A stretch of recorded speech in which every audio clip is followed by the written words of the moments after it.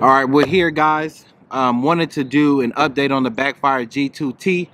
I've had it for a good little minute now. Put 200 miles on it, and I wanted to give the perspective of this board from the perspective of a 200-pound rider. I'm actually 225 pounds. So I want to kind of share some of the things that I've experienced with the board. So we'll start off with some of the things that I really like about the board, and then we'll transition to some of the things that I think could be improved about the board, and then I'll give you my final thoughts of this board for someone that is my weight. So first things first, this is a very solid board. When you look at the construction, when you look at the way how things are done, I think overall the aesthetics of the board, I think it looks very good from that perspective. Now let's kind of get into it. This is a hub motor board. So you have the hub motors that are in the back wheels, of course, and that's what moves and powers the board. One of the things I want to talk about is the polyurethane and the wheels on the Backfire seem to be in pretty good condition. I don't have any chips or any like major cracks or anything like that in these wheels. And so I'm pretty impressed with that, with the type of terrain that I've ridden over here in the ATL and the kind of streets that I've ridden. So I'm pretty impressed with that. I mean, it's pretty solid. No complaints about that. I think I have the larger wheels on here, which is I think is 96 millimeters. And I can honestly say that even though this is a hub motor board, it's not going to kill your feet because they give you a pretty good amount of urethane on the back of these hub motor wheels. So that really eats up a lot of vibrations and things like that. So overall, I think the wheels are nice. I think you just heard a train in the background. That's how it is when you film in the ATL. So I like the wheels. The hub motors, the train ain't gonna let me be great. Hopefully he'll stop blowing now. All right, so the hub motors, I'll talk a little bit about that more toward the end of the video, but I think that they're in solid condition. When I look at them, there's no major like scuffs or scratches. I mean, just normal type of wear and tear type of situations that you have here. So no major complaints about that at all.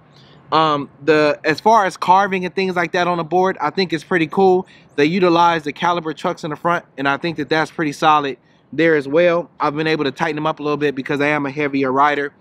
What else are we going to talk about? When we talk about normal wear and tear that you'll see from anybody who's actually riding their board and doing what they're supposed to be doing with it, the enclosures under are in pretty decent condition. No major complaints there as well. I mean, normal stuff, guys. You know, rocks are going to pop up and do their thing. Nothing too crazy. The board is held up pretty good. I would also say there. I want to say this. At about the 200-mile mark, one of the hub motors is making a little bit of sound. I contacted Backfire. I sent them a video of the hub motor moving, making a sound. And within a day, they responded. They gave me a label. Actually, I think a priority label, and they sent it to me. I was able to take the wheel off, send it to them. They repaired it and sent it back really quick. So I have to say that the customer service was very responsive. So I really like that. The remote. I really enjoy this remote. This is actually becoming one of my favorite remotes. It's large enough. Some of the remotes that I have, they're a little bit smaller than this one. This remote is large enough. Let me kind of do it like this if it'll pick it up. This remote is large enough and comfortable for me. The other thing I really like about the remote is that finger hole there.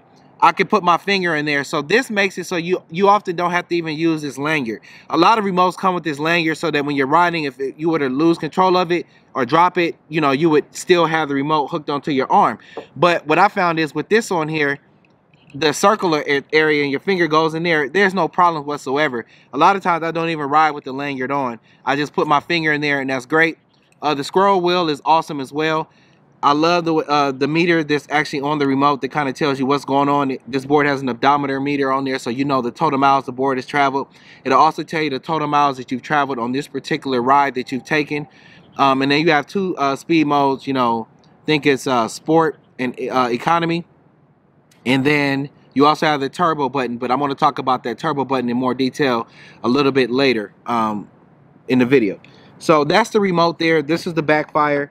Overall, I've been pleased with the board. No major complaints. You know, I've done some little small modifications. I put shred lights on the front, put shred lights on the back, so that when I'm riding at night or in low light situations, I can be seen and I can see. So now I want to transition to some of the things that I think that Backfire could improve on the board, and just being honest about it. So one of the main reasons I bought the Backfire G2t was the fact that it had the turbo button. And I was like, oh man, turbo, that's amazing. If you're going up hills or if you need to accelerate quickly, turbo is going to be amazing. But turbo has actually kind of been, I guess, a disappointment a little bit, because I'm not able to use it often at all. And one of the reasons, let's get into the turbo. So to activate turbo, if I'm riding on the bike and I'm scrolling forward, moving, I actually have to let off of the throttle and then press the turbo button, then continue to throttle.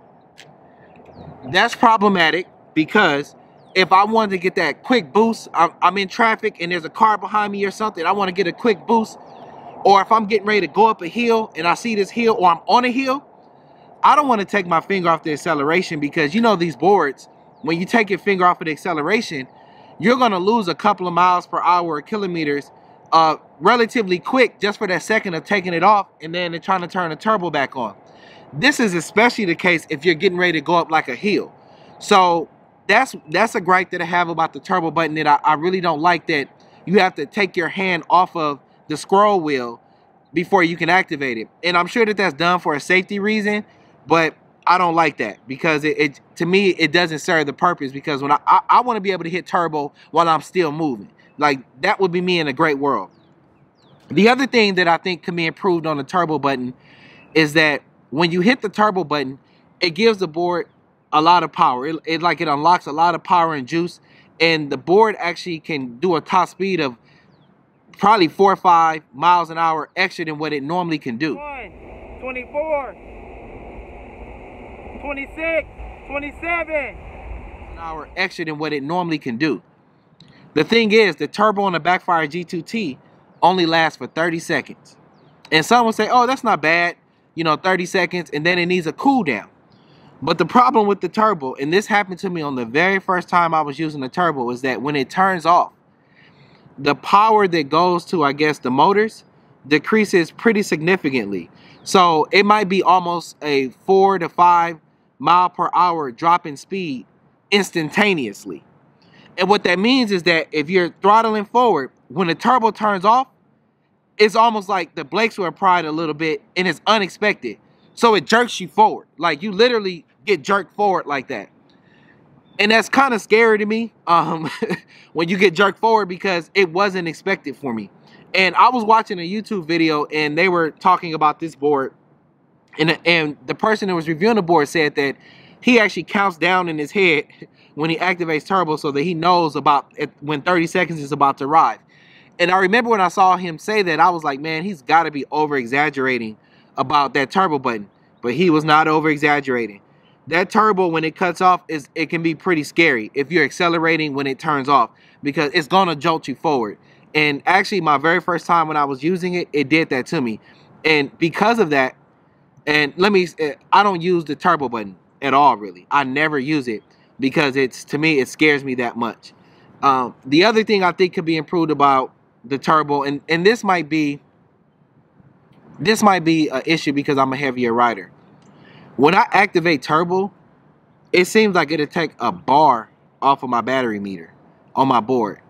And if you know anything about riding these boards, a bar off of your board could be a lot. Like that could be upwards of probably 10-15% of what the battery has left in it. So if I use the turbo button, let's say I'm at full, I might drop down to almost 80% or something like that, 85%. And so that's another reason why I kind of don't utilize the turbo button too much on the board. One of the other things that I think can be improved, they could adjust the brakes. When you're in eco mode on this board, the brakes are incredibly soft, real soft. Like, the board won't even come to a complete stop. It would almost keep rolling and you have to kind of put your foot down. And some will say, oh, that's great for new riders. And while that may be, I feel like they could have made the brakes on the eco mode a little bit stronger. I also think they could have made the brakes on the sport mode even a little bit stronger, because I like to be able to almost come to a complete stop. The Backfire G2t really doesn't come to a complete stop. It will slow down to like maybe 1-2 miles an hour. Then you can kind of put your foot down and stop it. One of the reasons I would like for it to be able to do a complete stop is that if I'm on a slight incline, I want to be able to activate the brakes and the board stay still. You can't do that on this board. If you're on even the slightest incline, it's going to inch forward. So like if you're stopped at a light or a street and you're trying to hit the brakes, it's still going to continue to inch forward a little bit. So that's another thing I think could be improved. Now the perspective from a 225-pound guy. I like this board a lot. I think the Backfire makes some great boards. I think from what I've heard, they've had great customer service. They dealt with me well with their customer service. But if I was to say, hey, if somebody was to approach me and say, look, I'm a 225, 230-pound guy, should I get the Backfire G2t? I'm going to have a little hesitation, and I'm going to give them some information. I'm going to allow them to make the decision. And the board has good power when you're on a flat surface. Where this board becomes a little bit problematic for me is when I'm trying to go up an incline. There have been times that this board, I've only been going up in like the single digits, 7 miles an hour, 8 miles an hour, 9 miles an hour, going up a hill.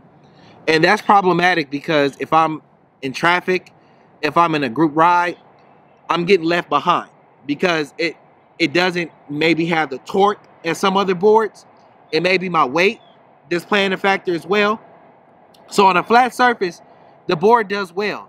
It accelerates pretty good. It has a decent amount of torque. I wish it was a little bit more torquey.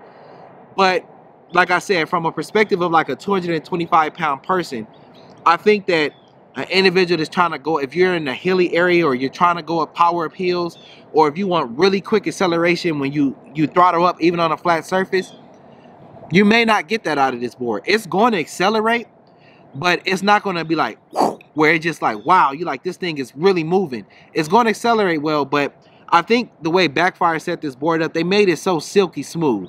And one of the problems with it being so silky smooth, and this may seem like an oxymoronic, but it's so smooth that at times you wish it was a little bit more aggressive.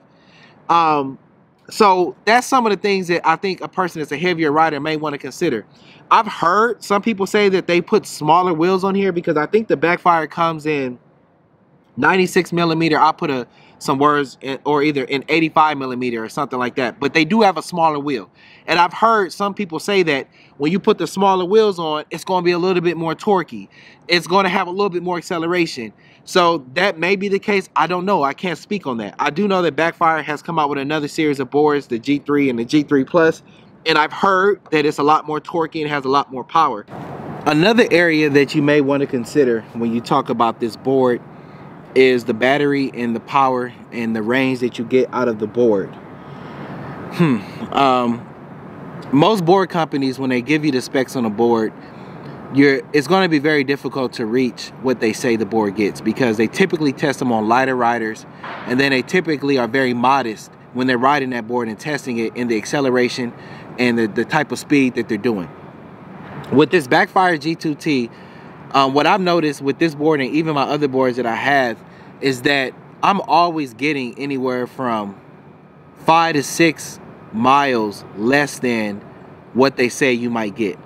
So this board here, I think they said you're supposed to get 15 miles or something like that. I'm never going to get 15 miles out of this board. I'm probably closer to somewhere around 8 to 10 miles.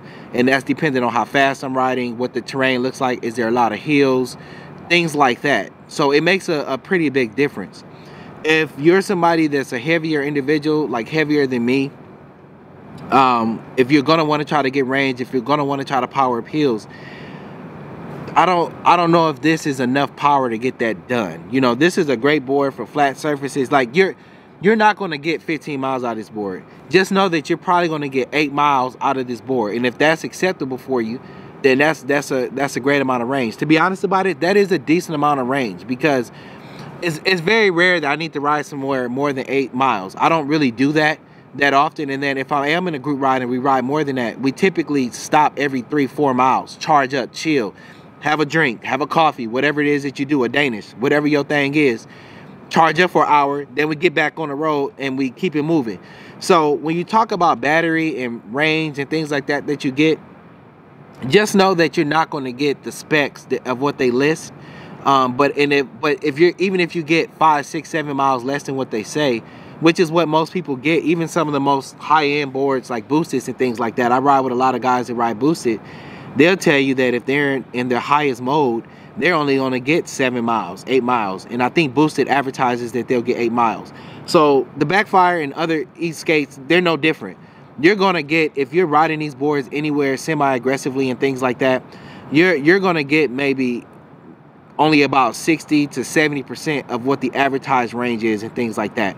So just keep that in mind if you're an individual that's a rider. You know, there's some boards, they have beefier, you know, batteries built into them. I know that Backfire's new boards actually have beefier batteries in them, and then they're supposed to be constructed in a way, or they're using cells that have better discharge rates and stuff like that.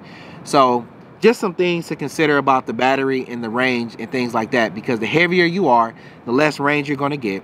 The more challenging your terrain is. If the streets are bumpy, if you're going up hills, things like that, those factors also impact range and how long the battery will last per charge and things. But I like the Backfire G2t. It's been good to me. I have no major complaints about the board. I would say that this board definitely has a lot more positives than negatives, but I think that if you are a heavier rider and you may live in a hilly neighborhood, or you're a heavier rider and you're going to want to be pushing it to the limit, I don't know if the Backfire G2t may be the best board for you in their line of boards. Backfire, I heard that the G3 and the G3 Plus are pretty good. I've never ridden them. Would like to ride them one day. Backfire, maybe you can holler at me. But I like the G2t. I think that for guys that are lighter riders, 150, 160, 170, 180, I think this board would be more than enough for you. I think you would be very pleased with this board. But I think that guys, that as you start to approach maybe like 200, 210, 215, 220, and even more, I don't know if the G2t might be the right board for you if you're trying to get acceleration, if you're trying to get torque, if you want to be able to go up a hill, power up a hill very easily. So I think that the board is a great board.